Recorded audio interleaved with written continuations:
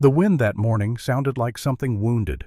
It slid through the black pines of the Ardennes, carried fine needles of snow, and made the world look more like a half-remembered dream than a battlefield. Sergeant Jack Turner had been out here long enough to know the difference between silence and danger, and the silence today was the dangerous kind, cold waiting, full of teeth. The 84th Infantry Division trudged forward in a single file, stamping tracks through the powdery crust. Frost clung to their eyelashes, breath fogged like steam rising from a dying engine. Every footstep felt like it echoed too far, as if the forest itself were listening. Jack wiped a film of ice from his helmet's brim.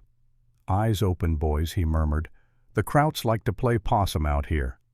Corporal Mason behind him grunted. "I swear this forest wasn't here yesterday." "It was," Jack said. "We were too cold to notice." They moved in grim rhythm, step, crunch, breath, until Private Collins stumbled forward with something in his grip. A man. A German soldier, young, maybe 20. Blonde hair matted to his forehead, face pale blue with cold. His hands were raised halfway, trembling. A POW, emaciated, exhausted, far from a threat, or so the younger men muttered. But Jack didn't believe in harmless Germans. Not anymore. They had lost men to tricks before, Germans pretending to surrender only to pull a hidden grenade. Germans playing dead until the last second. Germans using a captured American as bait. Jack had seen enough to carve suspicion into his bones. "Found him crouched by that blown-out shed," Collins said, pushing the prisoner forward. The German staggered and nearly fell.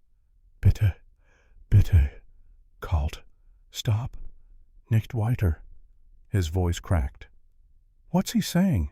Mason asked. Jack stared hard at the prisoner. "Cold. Stop. Don't go on." Something like that. Collins scoffed. "Trying to make us turn back, maybe?" Every mile we advanced, they panic more. The prisoner shook his head violently. "Nicht weiter, nicht." Jack grabbed him by the collar, yanking the thin wool coat tighter around his neck. "Enough." The German's eyes widened, blue glassy, afraid. But there was something else there too. Not hatred, not pleading, warning. Jack didn't trust warnings from the enemy. "What's your name?" Jack asked. The prisoner hesitated, lips trembling. "Matthias. Matthias Keller." "Well, Matthias Keller, you're a long way from warm barracks." Jack shoved him lightly toward the column. "You walk with us now." The soldiers resumed marching, dragging Matthias along like a ghost tethered to their line.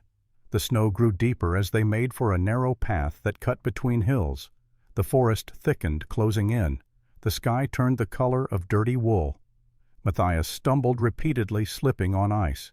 Each time he tried to speak. "Bitte, Boden. Nicht gut. Toad. Speak English." Mason snapped, striking his arm with the butt of his rifle. Matthias winced. "Danger? Ground."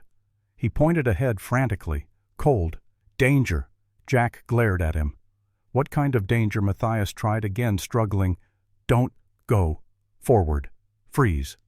The last word hit Jack like a spark on dry tinder. Freeze. Freeze was a command. Freeze was a threat. Freeze was what German patrols shouted before opening fire. Jack felt the air sharpen inside his chest. Turner Mason muttered, "You hear that? Sounds like he's giving orders." "He's a POW," Collins said. "He shouldn't be giving us anything." Jack stared at Matthias until the German lowered his gaze. Snow clung to his lashes like tiny beads of glass. His hands hung stiff at his sides. He was shaking uncontrollably. Why the hell does he keep saying that? Jack wondered. The forest creaked like something ancient shifting in its sleep. The sky dimmed further, promising more snow. Jack's fingers curled around his rifle. Maybe Matthias wasn't afraid. Maybe he was trying to bluff, or warn his own side, or signal an ambush. The Ardennes was crawling with German patrols, some dressed as Americans, some hiding in empty barns, waiting for a careless squad to walk by. They had taken advantage of compassion before. A memory tore through Jack's mind like shrapnel. Corporal Henry Lawson, Jack's closest friend, walking toward a crying German boy waving a white cloth. Lawson reaching to help. The explosion ripping through snow like fire through paper. Jack felt his jaw tighten. Not again. Not on his watch. When Matthias tried to pull back once more, heels digging into the snow, Jack snapped. "Enough!" His voice sliced the frigid air. "Don't move!" Matthias froze instantly, not because he understood, but because the tone needed no translation. Snowflakes drifted between them like drifting ash. Jack stepped closer, boots grinding the ice. "I said freeze. Don't move an inch." Matthias swallowed hard. "Bitte. Understand. You go. Die." Jack's anger flared. "I said freeze." Mason raised his rifle, pointing it at the prisoner's chest. Collins steadied his stance beside him. Jack's breath plumed in long white tendrils. "You think you can scare us? Think you can get in our heads? I've heard all the tricks." Matthias shook violently. "No tricks! Warning!" Jack's voice darkened. A threat disguised as a warning is still a threat. The German's lips parted, desperation spilling out in broken English. "Ground. Ice. Death. Please. Shut it." Jack shoved him backward until Matthias collapsed against a tree trunk. "You stay right there. If you move before I tell you, we'll put you in the snow permanently." Matthias's breath came in ragged bursts. Frost clung to his hair like white moss. His fingers twitched from cold or fear. Maybe both. Jack didn't care. Turner Mason said quietly, "Maybe the kid's just freezing. He looks half dead."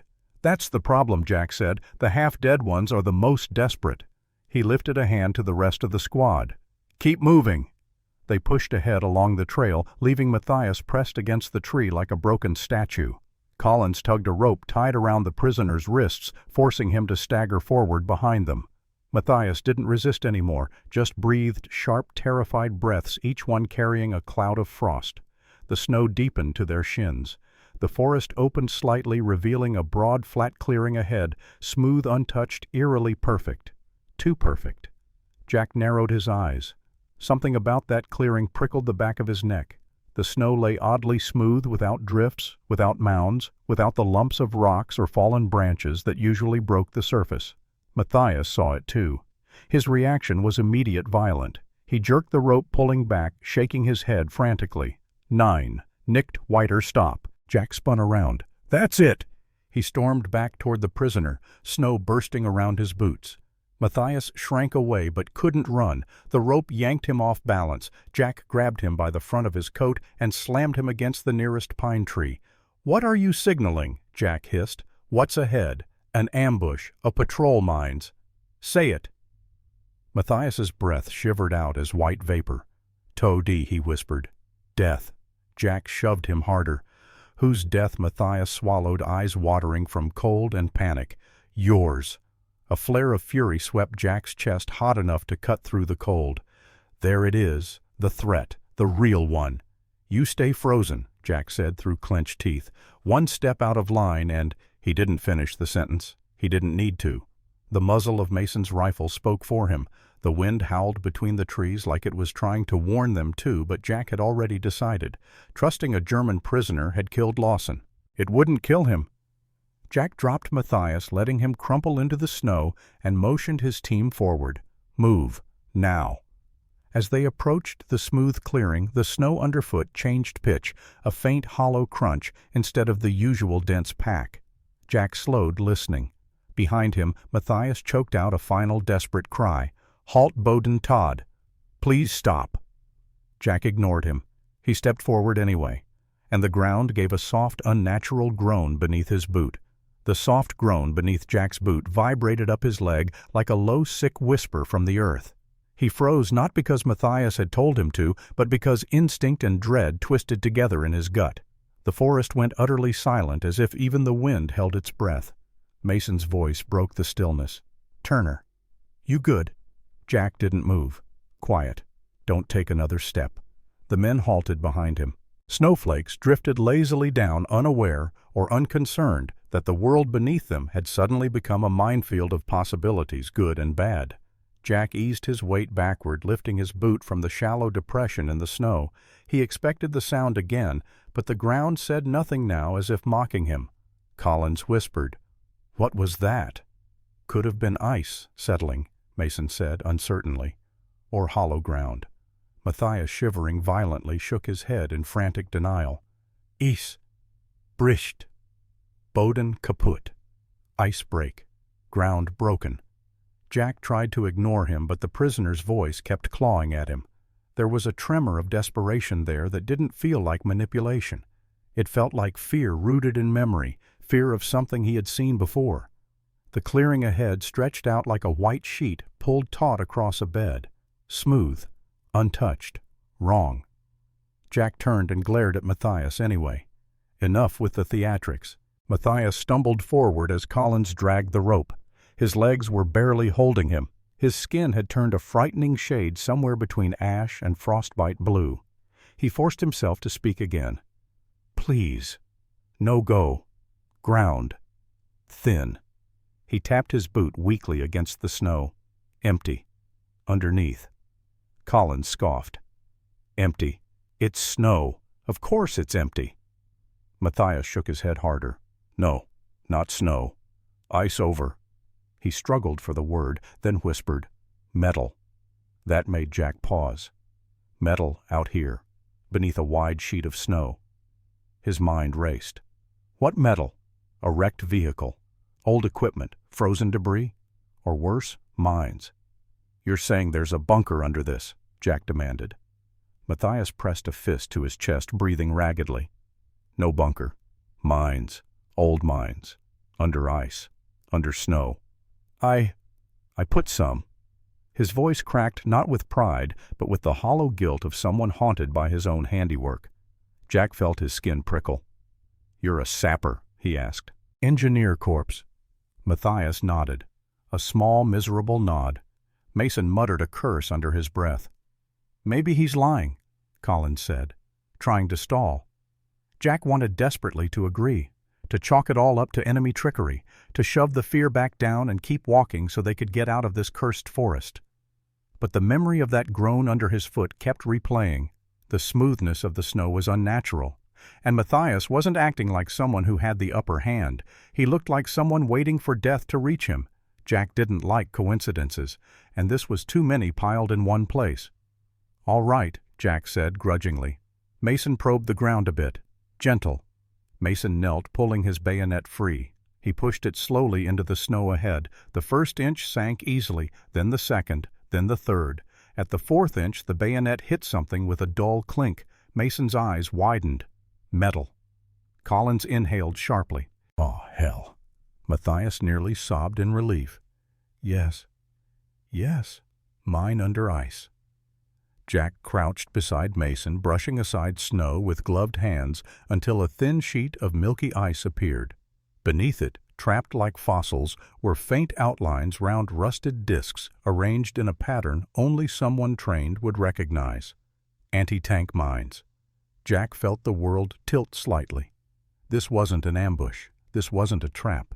This was a grave waiting to be stepped into. He stood slowly, heart pounding in his ears. He turned to Matthias, whose whole body shook from more than cold now. "You knew," Jack said quietly. Matthias nodded, breath quivering. "See the trees?" He pointed with trembling fingers. "The forest grows strange here. Too open, too still. I remember this place from laying mines 2 winters before." He winced as if ashamed. "I try warn." Jack's guilt hit him like a fist to the gut. He had nearly marched his entire squad onto a minefield because he couldn't imagine a German doing anything but trying to kill them. And Matthias? The kid had been trying to save them.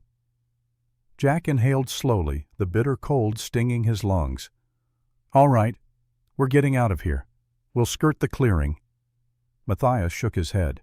"You must go back. Go around hill." He gestured weakly behind them. "Around is safe. Forward is death." Jack's jaw clenched. He hated backtracking, hated the vulnerability of retreating with unknown enemies possibly nearby. But a minefield was far worse than a patrol. He nodded once. "We'll go back." The men exhaled silently in relief, but as they turned, a sharp cracking sound split the air. Not a mine. Ice. The sound spidered outward like broken glass.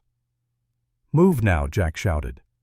They scrambled backward, snow spraying under their boots as cracks zigzagged across the clearing's edge. A chunk of ice collapsed, revealing the metallic belly of a half-buried mine beneath. The clearing wasn't just dangerous, it was unstable. Jack grabbed Matthias by the arm, pulling him upright. The prisoner sagged heavily, legs nearly folding beneath him. "Can you walk?" Jack demanded. Matthias blinked dizzily. "Cold. So cold." Collins scowled. "He's slowing us down. He saved our asses." Jack snapped. "We carry him if we have to." Mason and Collins exchanged looks, but didn't argue. They began the long, careful retreat following Matthias's instructions, step by frozen step. The forest seemed darker now, as if disappointed they had escaped its trap. Snow started falling harder, thick clumps that blurred vision and swallowed sound.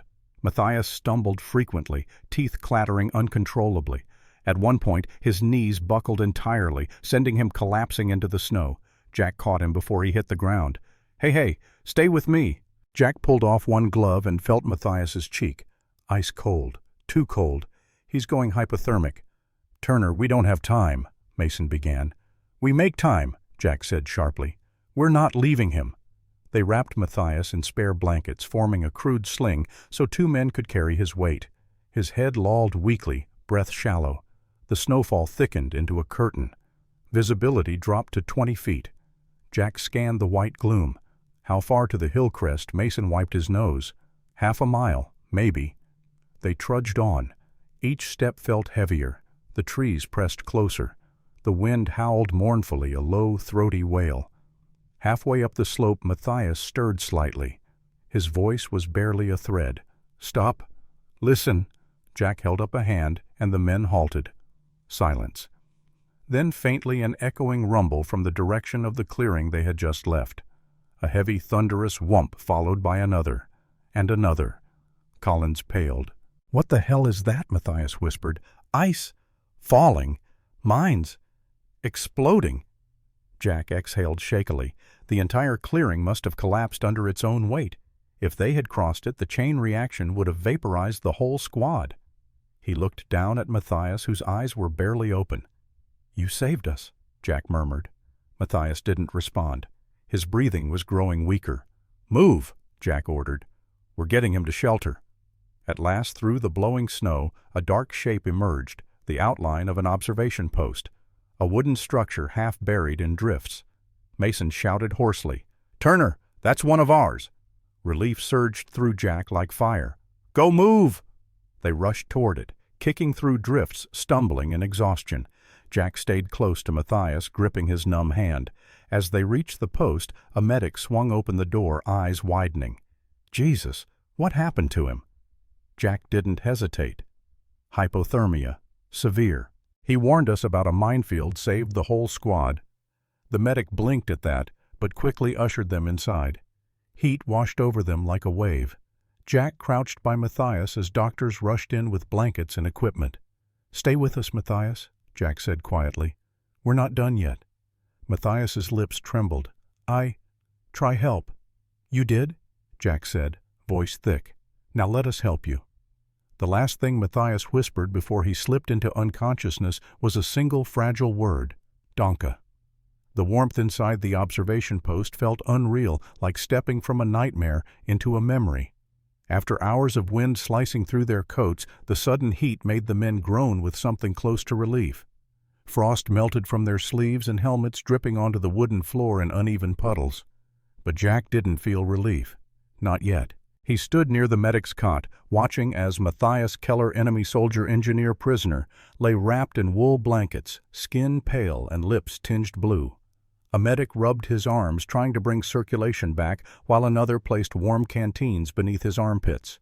"How long was he out there?" the medic asked. "Too long," Jack answered quietly. Mason stepped beside him.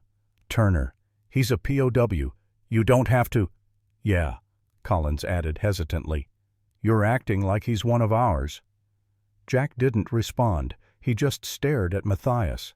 The German looked so young like this. Not the enemy Jack had imagined lurking behind every tree, not the phantom he blamed for Lawson's death.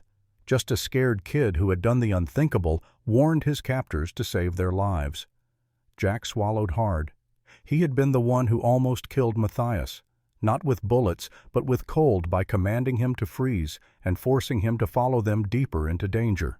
He remembered grabbing Matthias by the coat, slamming him against the tree, barking orders, refusing to listen. He had seen threat where there was none. He had seen deception because he expected it. Jack's throat tightened. The medic approached. "Turner, you should know. He's stable enough, but hypothermia is tricky. He needs rest, heat, and time. If he came in even 10 minutes later, we might be having a very different conversation." Jack nodded slowly. "Thank you." The medic walked away, leaving Jack alone with the prisoner. Snow tapped softly against the windows. The walls creaked each time a gust of wind pressed against the post. Somewhere near the stove, Collins was awkwardly brewing instant coffee. Jack pulled up a stool, dragging it quietly to Matthias's side. He rested his elbows on his knees and stared at his gloved hands for a long moment before speaking. "You knew," Jack whispered, voice low enough that the others couldn't hear. "Back in the clearing, you knew exactly what was under there." Matthias didn't respond. His eyes were closed breaths, shallow but steady. Jack continued anyway. "You tried to warn us, and I treated you like you were threatening us." He looked up at the ceiling, jaw clenched as the truth pressed harder. "You weren't the enemy in that moment. I was." The door to the post swung open as a blast of cold air rushed through. A lieutenant stepped inside, stamping snow off his boots. "Report from division," he said briskly. "Patrols are sweeping the western ridge. No heavy German presence in this sector. Looks like you boys were alone out there." "Alone except for the minefield," Mason muttered. The lieutenant frowned. "Minefield?" Jack stood. "An old German one, buried under ice. Our POW recognized it and let us out." The lieutenant raised an eyebrow skeptically. "A German prisoner helped? That's a first." Jack's voice sharpened. "It's not a story. It happened." The lieutenant shrugged. "Well, we'll send a clearance crew when the weather breaks. For now, get some rest." He left as quickly as he came, but the skepticism lingered in the air. Mason crossed his arms. "Turner, you sure you're not giving the guy too much credit? I mean, what if he was just scared of the mines himself?" Jack looked at him hard. "Then he could have let us walk right onto them. Instead, he screamed his lungs out trying to stop us." Collins shifted uncomfortably. "Yeah, didn't look like a trick." Jack pulled on his coat. "I'm going outside for a minute." He stepped into the storm. Snow muffled the world in thick silence. The clearing lay miles behind them, but Jack could still feel the echo of that groan beneath his boot the moment he'd nearly led his men to their graves. He stared at the dark pines swaying under the weight of snow. Lawson's death flickered in his memory, but now the sharp edge of it felt different. Maybe it wasn't trust that killed Lawson. Maybe it was the habit of seeing every German as the same monster. Maybe that habit had almost killed him today. Jack exhaled, watching his breath curl into the night. "Damn. I almost killed that kid." The wind didn't answer, but deep down he felt something shift, a small crack in the armor he'd built around his grief and rage. After several minutes he returned inside. The medics had left Matthias resting with a warm compress on his chest. Jack walked closer as the prisoner's eyelids fluttered. Matthias blinked at the lantern light. Confusion filled his expression at first, then fear, then recognition. Jack held his hands up, palms open. "Easy. You're safe." Matthias swallowed. His voice was barely audible. You take me." Jack nodded. "Yeah. We brought you here. You were freezing to death." Matthias winced as he shifted. "You—" "Listen." Jack let out a quiet breath, half laugh, half regret. "Not soon enough." Matthias looked confused. Jack pulled his stool closer. "Tell me something. How did you know about the mines?" It took Matthias several tries to answer. His English was slurred by exhaustion. "I engineer, build bridges, clear roads, sometimes put mines." He closed his eyes briefly, ashamed. "That clearing, I see it before. 2 years ago. Snow. Same. Air. Same. It was my work." Jack absorbed that. "You remembered it even after all this time?" Matthias nodded weakly. "I try warn, but you not trust." Jack flinched at the honesty in those words. He stared at the floor. "You said freeze," Jack murmured. "And I thought you were threatening us." Matthias blinked slowly. "I mean, stop, stay, not die." Jack rubbed his forehead. "Yeah, I know that now." The German managed a faint smile. "Good." A strange quiet filled the room, gentler than before. "Matthias," Jack said softly, "you saved my life today. All of ours." The prisoner's eyes watered not with sorrow, but with something like relief. Jack looked away suddenly, overwhelmed. How was he supposed to explain what it meant?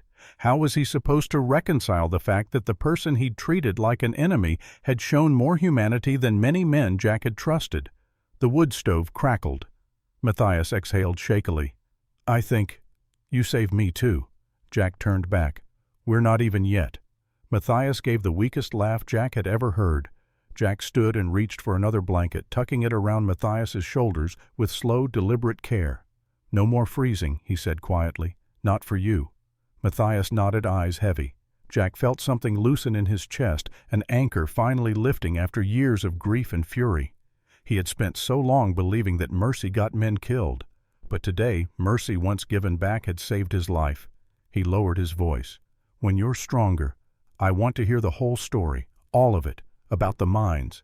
About you." Matthias's lips parted in a subtle, tired smile. "I tell. When warm." Jack returned the smile. "Deal." The German drifted into sleep again, breathing steady, safe. And Jack sat beside him, not as a guard watching a prisoner, but as a man who'd been given a second chance by someone he never expected. Outside, the wind softened. The night was no less cold, but somehow it no longer felt hostile. Morning light filtered through the narrow windows of the observation post, soft and muted by the lingering snowstorm outside. Jack had slept only in short, uneasy stretches, waking often to the crack of the stove or Matthias's soft breathing. But when he finally rose, the first thing he checked wasn't his rifle or the radio or the men standing guard. It was Matthias. The young German's color had returned faintly. The blue tinge around his lips had faded. His breathing, once shallow and erratic, now rose and fell in slow, steady movements beneath the blankets. A medic nearby gave Jack a small nod. "He'll live," the medic said. "Still weak, but he'll live." Jack let out a breath he didn't realize he'd been holding. He walked to the cot, pulled up a stool again, and sat with the weight of yesterday still heavy on his shoulders. The minefield, the cracking ice, his own stubborn disbelief. The moment Matthias had whispered Todd death not as a threat but a plea. He had told Matthias to freeze, and Matthias almost had permanently. Jack rubbed his hands over his face. "Hell, Lawson, you'd laugh at me if you saw this." It wasn't guilt alone that sat in his chest now. It was the knowledge that Matthias had chosen compassion when he had every reason not to. That kind of bravery wasn't found in uniforms, nations, or commands. It was found inside the person. And Matthias had it. Hours later, when Matthias stirred awake again, Jack was still sitting there. The German blinked hazily at the ceiling, then at Jack. "You still here, Matthias?" whispered, voice hoarse. Jack nodded. "Somebody's got to make sure you don't freeze again."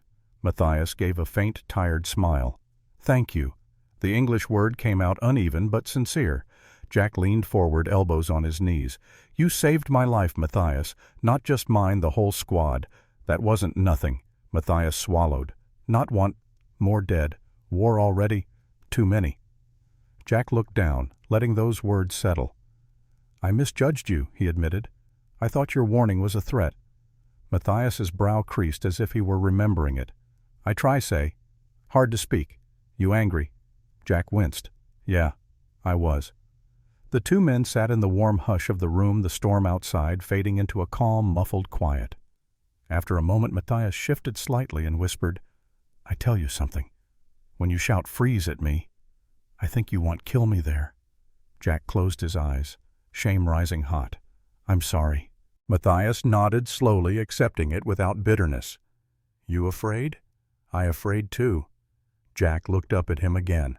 "I won't make that mistake twice." A moment passed, one of those quiet, rare moments where understanding grows roots. That afternoon, Jack sat down at a small wooden desk in the corner of the post. The lieutenant wanted a written account before Matthias was transported to the main medical station. Jack opened his notebook and stared at the blank page for a long time before writing the first line. He wasn't threatening us. He was warning us.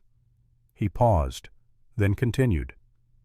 Prisoner Matthias Keller, German Engineer Corps, identified an unstable minefield buried under ice. Without his warning, our entire squad would have advanced into the clearing. His actions directly prevented loss of American life. Jack stopped, again tapped the pencil against his thumb, then wrote the truth plainly. I misinterpreted his words as aggression. The fault was mine. When he finished, he handed the report to the lieutenant, who scanned it with raised brows. A German POW saved your unit. Jack's gaze was steady. Yes, and the report stays as written. The lieutenant hesitated, then nodded. All right, Sergeant, we'll make sure he gets proper medical care, and he'll be noted for cooperation. Cooperation wasn't the word Jack would have chosen. Courage was. 2 days later, when the skies finally cleared, Matthias was strong enough to be moved. The medics bundled him in blankets and prepared a stretcher for the trip to the rear hospital. Jack walked beside him as they stepped out into the cold sunlight. The forest glittered under a fresh layer of snow, deceptively peaceful hiding scars beneath. Matthias looked up at him weakly. You stay safe. Jack managed a small smile. Same to you. Matthias hesitated, then lifted a trembling hand. Jack took it without hesitation. You saved me, Matthias whispered. Jack squeezed his hand once. Because you didn't leave me to die. The stretcher was lifted, and Matthias was carried down the slope toward the waiting transport truck. Jack watched until he disappeared around a bend in the snowy path. For a long while, Jack stood alone in the cold. But the forest didn't feel hostile anymore, and his anger, his grief felt lighter, like snow melting off a branch. Matthias had taught him something he didn't know he needed to learn. Sometimes the person you fear is the one who saves you. Jack looked toward the forest one last time and whispered, "Thank you, kid." The war ended. Life moved on. Jack married, had children, then grandchildren. The world rebuilt itself around the pieces left behind. One autumn afternoon, decades later, Jack received a letter addressed in neat, unfamiliar handwriting from Germany. Inside was a short, simple note. You saved me after I tried to save you. That day we stopped being enemies. Matthias Keller. Jack folded the letter, slowly smiling with a warmth that reached his bones. Sometimes he realized the warnings we fear most, the ones we mistake for threats, are the ones that end up saving our lives.